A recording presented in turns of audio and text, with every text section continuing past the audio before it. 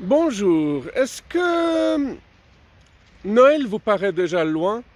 Est-ce que Nouvel An vous paraît déjà loin? Est-ce que les vacances vous paraissent super loin? Est-ce que le Covid vous donne l'impression que ça s'est passé il y a des milliers d'années? Et est-ce que vous avez l'impression que le Covid va revenir? Est-ce que les dinosaures vont revenir? Est-ce qu'il y aura de nouveau des immenses prédateurs qui vont bouffer toutes les créatures de la Terre et reprendre leur place? Bon, une chose est sûre, c'est que jusque-là, on a survécu. Enfin, si vous êtes en train de voir cette vidéo, en tout cas. Est-ce qu'il y en a qui ont encore leur sapin de Noël? Si oui, est-ce qu'il est toujours décoré? Est-ce que c'est en Suède qu'ils jettent le sapin de Noël par la fenêtre une fois que tout est terminé? C'est quand même fou, hein? On coupe un arbre pour le décorer, pour ensuite le jeter. Bon, certains, ils en font un feu pour se réchauffer pendant l'hiver, donc au moins ils l'utilisent jusqu'au bout. Mais est-ce que ça passerait si on faisait ça avec des humains? On kidnappe un humain, on le décore, dès qu'on n'en a plus besoin, on le jette. Ah, mais il y en a déjà qui le font, hein, apparemment. Enfin, je les connais pas personnellement. Enfin, peut-être que si, mais alors ils sont très discrets, mais je sais qu'il y a des gens qui font ça. Tout ce qui traverse ton imagination peut devenir une réalité. Est-ce que vous avez déjà abandonné vos bonnes résolutions? Ou est-ce que vous allez tenir encore une semaine? Vous vous souvenez que... Coupé, on l'a refait. Vous vous souvenez que dans les années 80-80, les paquets de chips étaient immenses et ils étaient bien remplis. Ensuite, dans les années 90, ils étaient toujours aussi immenses mais un peu moins remplis. Et aujourd'hui, t'as un immense paquet avec juste ça de chips à l'intérieur. C'est quand même du foutage de gueule. En général, quand quelque chose reste la même taille pendant des années, c'est le prix qui augmente. Mais le paquet de chips, c'est un excellent exemple d'un paquet qui n'arrête pas d'augmenter et d'une quantité qui n'arrête pas de diminuer. Combien de fois avez-vous fait quelque chose en pensant être discret alors que quelqu'un vous observait? Je sais pas. Combien de fois est-ce que vous êtes allé pisser dans la forêt en pensant être seul alors que quelqu'un avait ses jumelles pointées sur vous? Et combien de fois est-ce que vous avez copulé dans la forêt, dans la nature, alors que quelqu'un avait son télescope braqué sur vous? Non, je vous en parle parce que moi, ça m'est arrivé pas mal de fois d'être le voyeur, hein, en tout cas.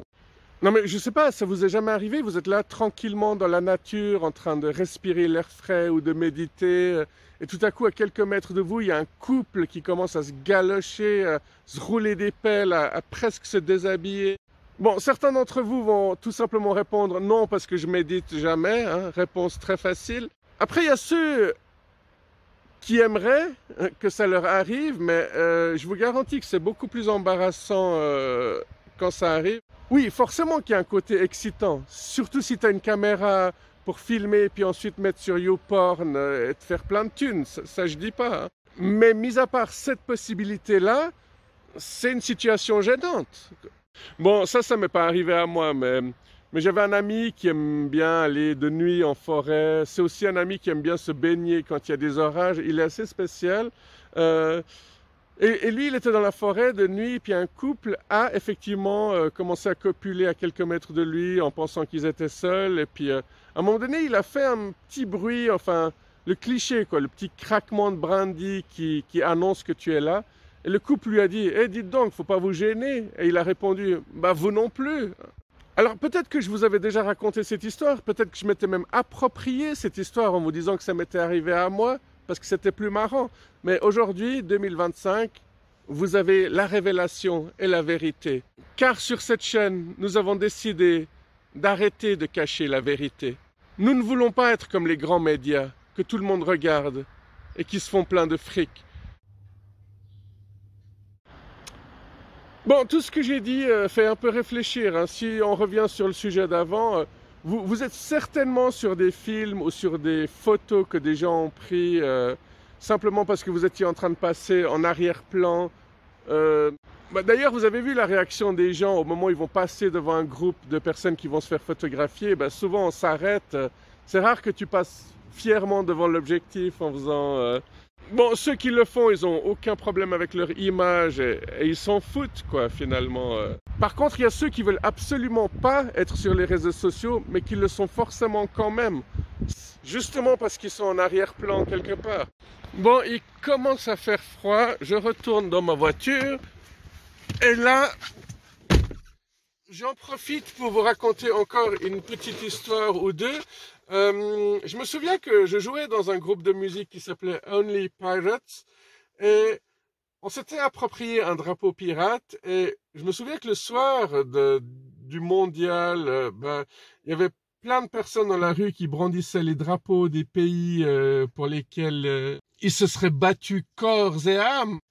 Ils étaient tous en train de brandir les drapeaux des pays qui comptaient pour eux. Et moi, avec mon groupe, on était au deuxième étage d'un bâtiment en train de brandir notre drapeau pirate. Et c'était assez marrant, les réactions des gens, c'était très mitigé. Il y a ceux qui trouvaient ça drôle, mais ceux qui trouvaient ça offensant, c'était les plus drôles. Alors ceux qui étaient contents étaient là, ah, et puis ils applaudissaient des fois, et puis les autres c'était, ah non, virez-moi ça, ah non, c'est pas drôle. Non, c'est vraiment cool de faire ces études de sociologie pour le plaisir de mes abonnés.